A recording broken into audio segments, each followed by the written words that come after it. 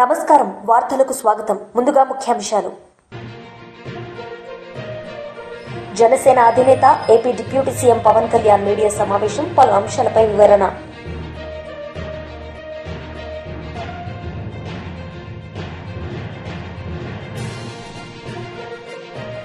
మాజీ మంత్రి మేరుగు నాగార్జున మీడియా సమావేశం, పలు అంశాలపై వివరణ. జనసేన అధినేత AP deputy CM Pawan Kalyan media సమావేశం నిర్వహించారు. ఈ సందర్భంగా పలు అంశాలపై ఆయన మాట్లాడారు.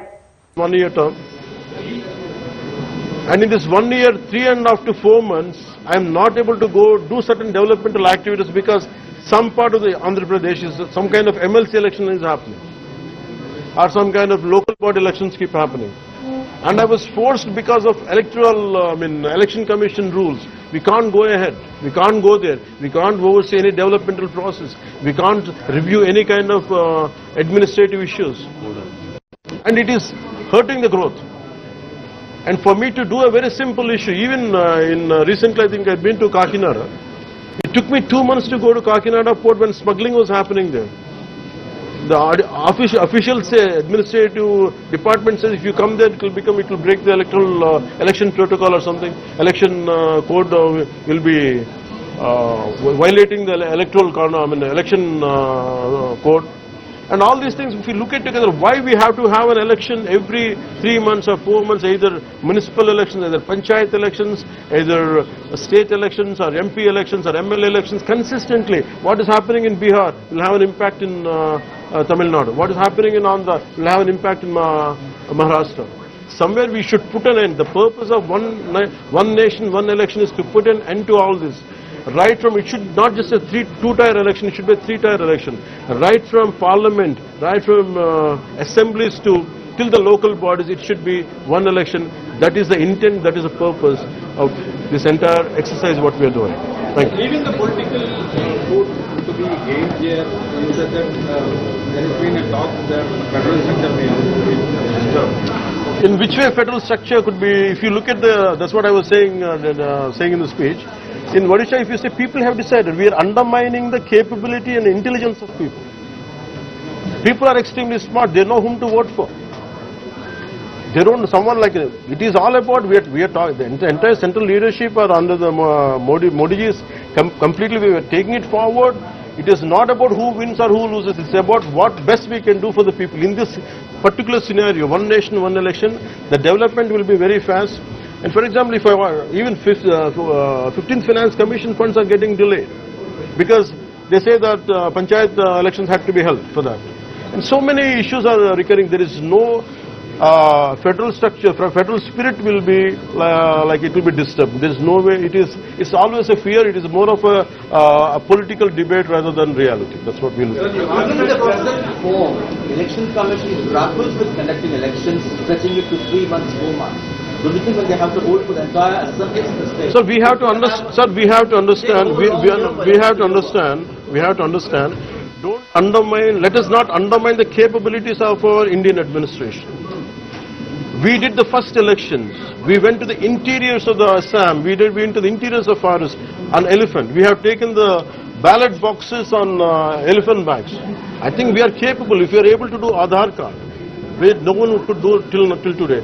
I think simultaneous elections is not an issue with the size of administrative strength we have. I think that can't hold water. But parliament elections alone could take 2 to 3 months. We will devise ways. We will find ways. It will take much longer time. Not necessarily. We will devise ways. We will find ways. Even let us say, okay, your argument say if it's say 2 months or 3 months. But when compared to, imagine recurring elections every 1 year, 2 years, which is better? This is better. But we firmly believe we have the administrative capability and administrative ability to take this forward. So what Tamil Nadu is being asked is that if a present rule is being implemented, that is actually going to break this cycle. How do we have any options for it to handle that? This is what I'm saying. Instead of negating it, instead of let it go forward, then whatever the hurdles are there, that's what I've been saying it continuously even before and even now.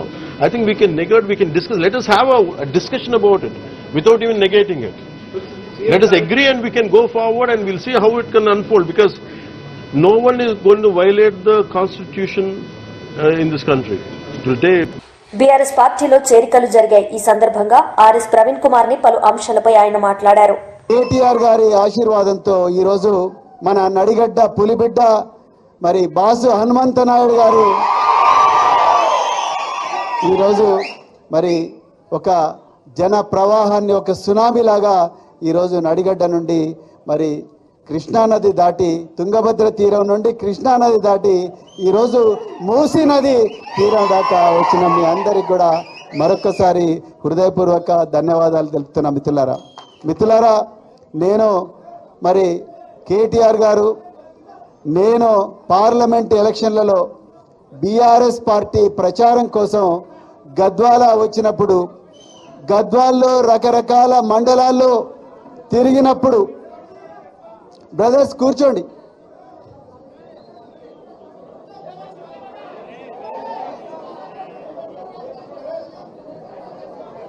గద్వాల్లో ప్రతి మండలంలో తిరిగినప్పుడు నిజంగా మీ అందరి గుండెల్లో ఇప్పుడు మా సోదరుడు doctor Anjaneya Goud గారు చెప్పినట్టుగా మీ అందరి గుండెల్లో నరాల్లో కణకణాల్లో కేసీఆర్ గారు ఉన్నారని చాలా క్లియర్గా అర్థమైంది. నేను కేటీఆర్ గారు ఆ రోజు హెలికాప్టర్లో మరి అచ్చంపేట నుండి గద్వాలకు వచ్చినప్పుడు గద్వాల పట్టణంలో ఆ రోజు నడిగడ్డ ప్రజలు కొదమ సింహాలలాగా మరి గద్వాల మొత్తం కూడా మరి ర్యాలీ తీసి గుండెల నిండా కేసీఆర్ గారి పట్ల ఉన్న కృతజ్ఞతా భావాన్ని చాటుకున్నారు. కానీ ఆ కృతజ్ఞతను నిలుపుకోలేక, ఆ విశ్వాసాన్ని నిలుపుకోలేక మరి స్వార్థపరుడై తల్లి లాంటి పార్టీకి వెన్నుపోటు పొడిచి ఎమ్మెల్యే కృష్ణమోహన్ రెడ్డి ఇలా కాంగ్రెస్ పార్టీలో చేరిండు. నేను ఇప్పటికి కూడా చెప్తున్నా, కాంగ్రెస్ పార్టీ ఒక అబద్ధం, బీఆర్ఎస్ పార్టీ ఒక నిజం, నిప్పు లాంటి నిజం. బీఆర్ఎస్ పార్టీ తెలంగాణను తన గుండెలో పెట్టుకున్న పార్టీ.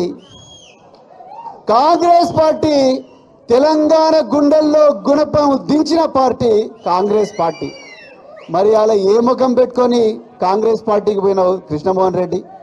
నిజంగా ఇక్కడున్న కార్యకర్తలందరూ లేకపోతే, కేసీఆర్ గారి ఆశీస్సులు లేకపోతే, కేటీఆర్ గారి మార్గదర్శనం లేకపోతే నువ్వు ఎమ్మెల్యే అయ్యుండేవాడివా? అయ్యుండేవాడా? కానీ ఈరోజు మీరందరూ కూడా ఈరోజు ఇంత పెద్ద ఎత్తున వచ్చి మరి పార్టీ ఆశీర్వదించిన బాసు హనుమంతనాయుడు వెనక నడవడానికి సిద్ధంగా ఉన్నారంటేనే గద్వాల టౌన్ లో బంగ్లా కూలిపోవడం మొదలుపెట్టింది మిత్రులారా. ఆ బంగ్లాలకు బీటలు వారడం మొదలుపెట్టినాయి. బంగ్లా రాజకీయాలకు చరమ గీతం ఇలా తెలంగాణ భవన్ లో మరి పడుతుందని చెప్తూ మరి ఇంత చక్కటి అవకాశం ఇచ్చిన మరి కేటీఆర్ గారికి మరొక్కసారి హృదయపూర్వక ధన్యవాదాలు చెప్తూ, జై తెలంగాణ, జై కేసీఆర్, జై కేటీఆర్. మాజీ మంత్రి మెరుగు నాగార్జున మీడియా సమావేశం నిర్వహించారు. ఈ సందర్భంగా ఆయన పలు అంశాలపై మాట్లాడారు. ఎప్పుడు జరిగినాయి? అప్పుడు అధికారులు ఎంక్వైరీ చేసి ఏం రిపోర్ట్ ఇచ్చారు? ఆ రిపోర్ట్ను ఆధారంగా చేసుకుని ఏం జరిగింది? ఇప్పుడు తగులు కదా అని చెప్పి మళ్ళీ కల్తీ మద్యం చేసి ఎవరైనా కుటుంబంలో చనిపోతే ఆ బాధ ఉంటుంది. వాళ్ళ యొక్క బాధను ఆవేదన తీసుకొని రాజకీయ కక్షలకు వాడుకోవటం మీకు వెన్నతో పెట్టిన విద్యానంటా ఉన్నా. ఇది అంత దారుణమని అడుగుతా ఉన్నాం. ఎప్పుడు జరిగిన ఇన్సిడెంట్? జరిగినప్పుడు జరిగిన ఎంక్వైరీ అధికారులు ఇచ్చిన రిపోర్ట్ ఏంటి? మరలా దాన్ని జీరోకి తీసుకురావటం ఏంటి? మరలా చనిపోయే కుటుంబాలను ఏదో రకంగా చనిపోయారు కదా, ఆవేదన ఉంటుంది, బాధ ఉంటుంది. వాళ్ళని వాడుకోవటం, పావుల్లాగా వాడుకోవటం ఎంత దారుణమని అడుగుతా ఉన్నా. ఇది చరిత్ర క్షమించదు. ఈ రోజుతో అయిపోలా. ఈ రోజుతో రాజ్యం అధికారం మీకుందని చెప్పేసి ఇష్టం వచ్చినట్టు బిహేవ్ చేస్తే ప్రజాస్వామ్య వ్యవస్థ రాజ్యాంగానికి లోబడి పనిచేయాలి. అన్ని వ్యవస్థలు మన చేతిలో గుప్పిట్లో తీసుకొని వాళ్ళని భయప్రాంతం చేస్తూ వాళ్ళ మాట చెల్లుబాటు అవ్వకుండా అధికారుల మాట మీరు పరిపాలన చేస్తున్న తీరు రాష్ట్ర ప్రజలు గమనిస్తా ఉన్నారని కూడా మీకు తెలియపరుస్తా ఉన్నాను. ఇలాంటి అధికార యంత్రాంగాల్ని దుర్వినియోగం చేస్తూ న్యాయ ప్రక్రియను అపహాస్యం చేస్తూ ఈ కూటమి ప్రభుత్వం పరిపాలన చేస్తా ఉంది. ఇది ఎట్టుపోట్లతో కూడా గమనించమని అడుగుతా ఉన్నా. ఒక ప్రక్క లాండ్ ఆర్డర్ను పూర్తిగా మీ చేతిలో తీసుకున్నారు. ఒక ప్రక్క మీరేమో రాష్ట్రంలో అధికారంలో రావటానికి ఎన్ని హామీలు ఇచ్చారు, ఎన్ని అబద్ధపు హామీలు ఇచ్చారు. ఒక్క హామీలన్నా నిర్వర్తించారా? నిర్వర్తించాలని ఆలోచన మీకుందా? ప్రజలకు ఉపయోగపడాలని ఆలోచన ఉందా? ప్రజల కోసం పనిచేయాలని ఆలోచన ఉందా? మీకు లేదు. మీకు లేనే లేదు. మీ పరిపాలనలో ఏ సెక్టర్ అయినా తీసుకోండి, విద్య, ఆరోగ్యం, వ్యవసాయం, ఎడ్యుకేషన్, హైయర్ ఎడ్యుకేషన్, ఏది తీసుకున్నా డోల్ డ్రమ్స్కి వెళ్ళిపోయినాయి గమనించమని అడుగుతా ఉన్నా. మీరు తీసుకున్న నిర్ణయాలు కానీ, మీరు ఇన్వాల్వ్మెంట్ కానీ, మీ ఆలోచనలు కానీ ఈ రాష్ట్ర ప్రజలను హత్పాతాళాలకు తీసుకెళ్ళటానికి మీరు పురికొల్పుతా ఉన్నారని చెప్తా ఉన్నా. ఉదాహరణకు రైతాంగం సమస్య తీసుకుందాం. రైతు ఈ రాష్ట్రానికి వెన్నెముక. అయితే మీ ఆలోచన మాత్రం ఉంది, అది రాష్ట్ర ప్రజలకు తెలుసు. మిమ్మల్ని నమ్ముకుంటే ఒక్క తోక పట్టుకుని గోదావరి ఈదినట్టేనండి. వ్యవసాయమే దండగనటువంటి ఆలోచన మీరే ప్రజలకు తెలుసు. కానీ మోసపోయారు. మోసపోయి ఈరోజు ఈ రాష్ట్రంలో రైతు ఏ పంట వేసుకున్నా, వ్యవసాయం చేస్తే ఆత్మహత్యల దాకా వెళ్ళిపోయే విధంగా మీరు పరిపాలన చేస్తా ఉన్నారని చెప్తా ఉన్నా. వరేసుకున్న రైతు ఉరేసుకునే స్థితికి వచ్చారు. పండిన పంటను అమ్ముకునే స్థితిలో లేరు. జొన్న, మొక్కజొన్న, కందులు, శనగలు, పర్టికులర్గా మిరప, పొగాకు అలో లక్షణ అంటా ఉన్నారు. ఆత్మహత్యలు చేసుకుంటా ఉన్నారు. మా ప్రభుత్వం అలా చేయాల, మా నాయకుడు అలా చేయాలి. అధికారంలో ఉన్నప్పుడు వ్యవసాయాన్ని పండుగలాగా చేయాలని అనేక కొత్త సంస్కరణలు తీసుకొచ్చి రాష్ట్రంలో వ్యవసాయాన్ని పుంతలు తొక్కించినటువంటి ముఖ్యమంత్రి జగన్మోహన్ రెడ్డి గారు, డాక్టర్ రాజశేఖర రెడ్డి గారి ఆలోచనల ప్రకారం వ్యవసాయం చేస్తే దమ్ముగా వ్యవసాయం చేసుకున్నాం. బ్రహ్మాండంగా పండిన పంటకు గిట్టుబాటు ధర వచ్చింది, అమ్ముకున్నాం. సస్యశ్యామలంగా పల్లెలు బాగుపడి అని చెప్పినటువంటి జగన్మోహన్ రెడ్డి గారి పరిపాలన ఈరోజు గుర్తుకొస్తా ఉంది. వ్యవసాయం చేస్తే రైతుకు ఒక భరోసా, ఏ వ్యవసాయం చేయాలి, ఎలా చేయాలి, ఊళ్లలోనే తీసుకొచ్చి రైతు భరోసా కేంద్రాలు అమ్మటానికి ప్రత్యేకంగా పండిన పంటకు గిట్టుబాటు ధరించి ప్రభుత్వమే కొని లాభాల్లోకి తీసుకెళ్లేటువంటి పరిస్థితి ఈరోజు ఏమైపోయింది? ఆ ప్రభుత్వంలో చేసినటువంటి అంశాలు ఏమైనాయి? అడుగంటిపోతా ఉన్నాయి. ఎక్కడుంది మీకు ఆలోచన? ఎందుకు వరి రైతులు వదిలేశారు, మిర్చి రైతులు వదిలేశారు? ఈ మధ్యకాలంలో చూసాం. మా నాయకుడు జగన్మోహన్ రెడ్డి గారు గుంటూరు వచ్చారు. మిర్చి రైతులు ఆవేదన చూసి వారి యొక్క కన్నీళ్లు తుడవటానికి, వాళ్ళ భరోసా కల్పించడానికి ప్రభుత్వానికి కరువిప్పు కలిపే విధంగా చేయాలని ఒక ఆలోచనతో గుంటూరు వస్తే జగన్మోహన్ రెడ్డి గారు వచ్చి రైతులను ఆదుకోవాలని చెప్పేసి, వాళ్ళు పండిన పంటకు గిట్టుబాటు ధర ఇవ్వాలని చెప్పేసి, దళారుల చేతుల్లో మోసం చేయొద్దని చెప్పేసి వస్తే వెంటనే అప్పుడు స్పందించారు చంద్రబాబు. బీజేపీ లీడర్ మీడియా సమావేశం నిర్వహించారు. ఈ సందర్భంగా పలు అంశాలపై ఆయన మాట్లాడారు. అధికారంలో రాకముందు రేవంత్ రెడ్డి గారు అప్పుడు పిసిసి ప్రెసిడెంట్గా ఉన్నప్పుడు మేనిఫెస్టోలో చాలా క్లియర్గా విద్యార్థులకు అనేకమైన హామీలు ఇచ్చి రాబోయే కాలంలో తప్పకుండా కాంగ్రెస్ ప్రభుత్వం ఈ యొక్క హామీలను అన్నిటి కూడా నెరవేరుస్తుందని చెప్పి పదే పదే చెప్పి అటు విద్యార్థులను ఇటు తల్లిదండ్రులను మోసం చేసి ఈరోజు మరి సీట్ మీద కూర్చున్న తర్వాత నన్ను ముక్కలు చేసినా కూడా నా దగ్గర రూపాయి లేదని చెప్పి బీద అరుపులు అరుచుకుంటూ భారతదేశంలోనే ప్రతి ఒక్కరు కూడా తెలంగాణ నుంచి మనం కనుక ఎక్కడికనుక వెళ్తే రేవంత్ రెడ్డి గారు పేరు చెప్పి పువర్ స్టేట్ అని చెప్పి చాలా క్లియర్గా చెప్పడం కూడా జరుగుతుంది. రైజింగ్ తెలంగాణ మరి పాలింగ్ తెలంగాణ అని చెప్పి ప్రజలందరూ కూడా అనుకుంటున్నారు.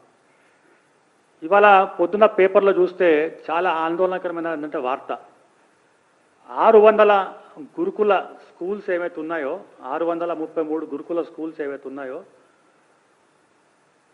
వాటికి 10 నెలల నుంచి గుడ్డ పైసా ఇవ్వకుండా అద్దె భవనాల్లో వండుకుంటూ మరి యాజమానులు ఎవరైతే ఉన్నారో వారు ఏదైతే అగ్రిమెంట్ చేసుకున్నారో ఈ అగ్రిమెంట్ అన్నీ కూడా డిఫాల్ట్ అయిపోయి 10 నెలల నుంచి వాళ్ళకు అద్దె ఇవ్వకుండా ఉంటే ఆ ఒక ఓనర్స్ వచ్చి ఆ బిల్డింగ్కు తాళం వేసిన ఘనత ఈ పాపం కేవలం రేవంత్ రెడ్డికి చెందుతుందని చెప్పి కూడా భారతీయ జనతా పార్టీ తీవ్రంగా ఆరోపిస్తుంది. మీ సర్కార్లో ఒక బడి ఉండదు, ఒక భవనం ఉండదు, మరి విద్యార్థులు ఎక్కడికి పోవాలని చెప్పి కూడా ఈరోజు మనం ఆలోచించుకోవాల్సిన అవసరం. ఈ పాఠశాలలో సుమారు 7 లక్షల మంది విద్యార్థుల వాళ్ళ ఏంటంటే భవిష్యత్తు అంధకారంలో పోతుందని చెప్పి కూడా వాళ్ళ తల్లిదండ్రులు విద్యార్థులు అందరూ కూడా ఆందోళన చెందుతున్న విషయం. ఇది చాలా ప్రెస్సింగ్ నీడ్ అన్నట్టు. మీరే విద్యాశాఖ మంత్రి భవనాలకు కూడా అద్దె కట్టుకోలేని పరిస్థితి, 220 కోట్లు ఏదైతే అద్దె బకాయిలు చెల్లించలేని దుస్థితి ఈ యొక్క తెలంగాణ రాష్ట్రానికి తీసుకొచ్చిన ఘనత కూడా కాంగ్రెస్ ప్రభుత్వానికి రేవంత్ రెడ్డికి జరుగుతుందని చెప్పి కూడా ఈ సందర్భంగా తెలియజేస్తున్నాను. అలాగే ఫీ రీఎంబర్స్మెంట్ గురించి గత 4 సంవత్సరాల్లో కేసీఆర్ ప్రభుత్వం ఫీ రీఎంబర్స్మెంట్ ఇవ్వలేదు. మేము అధికారంలో వచ్చిన తర్వాత ఫీ రీఎంబర్స్మెంట్ గురించి మొత్తం ఇచ్చేస్తామని చెప్పి 10,000 కోట్ల బకాయిలు చెల్లించిన ఘనత కూడా మీకే దక్కుతుంది.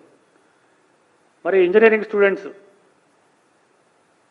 టెక్నికల్గా వాళ్ళు ఏంటంటే బాగుపడాలని చెప్పి ఇంజనీరింగ్లో జాయిన్ అయితే యాజమాన్యులు మరి వారికి వేరే మార్గం లేకుండా వాళ్ళ హాల్ టికెట్లు.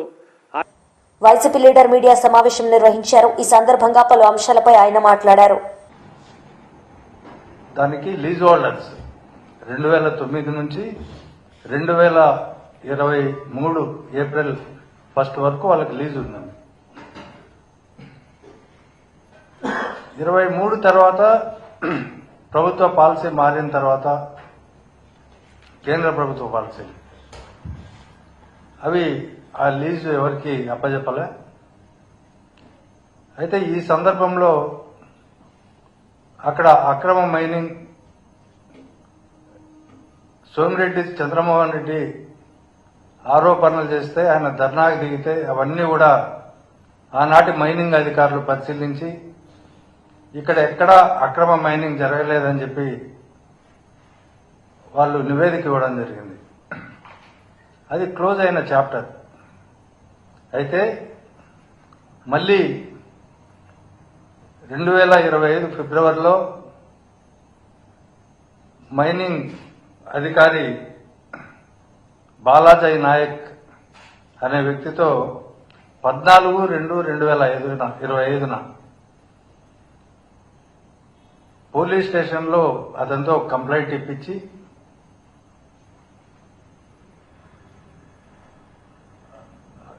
ఆడ కేసు రిజిస్టర్ చేయడం జరిగింది. అయితే ఈ కేసులో అప్పుడు ముద్దాయిలుగా ముగ్గురిని చేరిస్తే ఆ ముగ్గురిని కూడా యాంటిసిపేటరీ బెయిల్ వచ్చింది. ఎందుకంటే అన్ని కూడా 7 సంవత్సరాల లోపు పడే శిక్షలే ఉన్నాయి కాబట్టి వాళ్ళంతా హైకోర్టును ఆశ్రయిస్తే యాంటిసిపేటరీ బెయిల్ ఇవ్వడం, తర్వాత స్ట్రిక్ట్ గా ఇప్పుడు 35(3) బిఎన్ఎస్ అంటామో అప్పుడు 41A సిఆర్పిసి ప్రకారం వాళ్ళతో వివరణ తీసుకొని వాళ్లకు బెయిల్ ఇవ్వమని చెప్పి కోర్టు చెప్పడం, ఆ ప్రకారం వాళ్ళ ముగ్గురికి బెయిల్ వస్తుంది. బెయిల్ వచ్చిన వెంటనే కాకాని గోవర్ధన్ రెడ్డి ఎటువంటి పరిస్థితుల్లో అతను తప్పించుకోకూడదు, ఇందులో నాన్ బెయిలబుల్ సెక్షన్స్ పెట్టి అంతవరకు కాకాని గోవర్ధన్ రెడ్డి పేరు ఈ కేసులో ఎక్కడా లేదు, అండ్ అదర్స్ అని ఉంది. అప్పుడు A4గా కాకాని గోవర్ధన్ రెడ్డి గారిని చేర్చి అందులో కొంతమందిని అరవింద్ కుమార్ రెడ్డి అట్లాంటి వాళ్ళని అరెస్ట్ చేసి వాళ్లతో కన్ఫెషన్ స్టేట్మెంట్ తీసుకున్నట్టు, అందులో కూడా ఆ కన్ఫెషన్ స్టేట్మెంట్ తీసుకున్న దాంట్లో కూడా కాకాని గోవర్ధన్ రెడ్డి నేను ఉంటాను, మీకేమీ కాదులే, మీరు జరుపుకోండి అని మాకు అభయం ఇచ్చాడు అని చెప్పి అదంతా కన్ఫెషన్ స్టేట్మెంట్ తీసుకొని తర్వాత 27/2/2025 సోమిరెడ్డి చంద్రమోహన్ రెడ్డితో పోలీసులకు ఒక స్టేట్మెంట్ రికార్డ్ చేసి 28/2/2025 అంటే మరుసటి రోజే ఆల్టరేషన్ మేము ఒకటి కోర్టులో వేస్తారు. ఏది కాకాని గోవర్ధన్ రెడ్డి వాళ్ళ పేర్లు అంతకు ముందు లేవు, తర్వాత వీళ్ళందరినీ యాడ్ చేసి కోర్టులో ఒక మెమో వేయడం, 27ను ఆయనను విచారించినట్టు 28న ఆల్టరేషన్ మెమో. సెక్షన్లు కూడా మార్చేస్తారు. నాన్ బెయిలబుల్ సెక్షన్ అన్ని 10 సంవత్సరాల పైన ఉండే శిక్షలను తగిన సెక్షన్లను పెట్టి అతని బెయిల్ రాకుండా నిర్బంధించాలనే ఉద్దేశంతో ఒక తప్పుడు కేసు పెట్టారు. ఆ తప్పుడు కేసులో ఈరోజు అతన్ని అరెస్టు చేయడం అనేది ఈ పోలీసుల ఈ ప్రభుత్వ పైశాచికత్వానికి నిదర్శనం. ఎందుకంటే అంతకుముందు 3 ముద్దాయిలను ఇదే కేసులో బెయిలబుల్ అఫెన్సెస్ పైన పెడితే వాళ్ళంతా రిలీజ్ అయిన తర్వాత ఇతని పైన అక్రమ కేసు పెట్టడం, సెక్షన్ ఆఫ్ లా మార్చడం ఇవే జరుగుతున్నాయి. ఈవెన్ ఈ మధ్య జరిగిన లిక్కర్ స్కామ్ కేసులో కూడా మొదట ఐపీసీ సెక్షన్లు పెట్టి తర్వాత అరెస్ట్ అయిన తర్వాత పీసీ యాక్ట్ ఈ కేసు యాడ్ చేశారు. కాబట్టి వాళ్ళు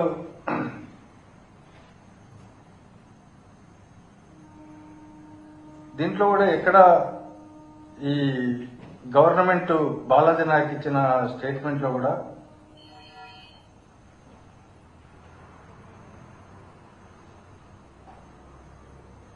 లోకల్ పర్సన్స్ ఇక్కడ ఉన్న వాళ్ళు రీసెంట్ గా అధికార పార్టీకి సంబంధించిన వాళ్ళ ఒత్తిళ్లతో ఈ మైనింగ్ లో కొన్ని అక్రమాలు జరుగుతున్నాయని మాకు కంప్లైంట్లు ఇస్తే దానిపైన మేము విచారణ జరిపినాము అని చెప్పి చెప్తారు.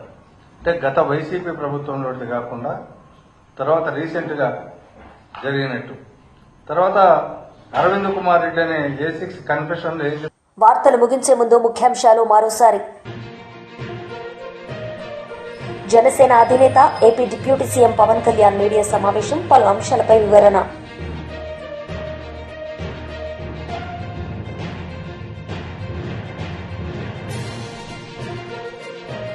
మాజీ మంత్రి మేరుగు నాగార్జున మీడియా సమావేశం, పలు అంశాలపై వివరణ. ఈ వార్తలు ఇంతటితో సమాప్తం. తిరిగి ప్రసారమయ్యే వార్తల్లో మళ్ళీ కలుద్దాం. అంతవరకు సెలవు. నమస్తే.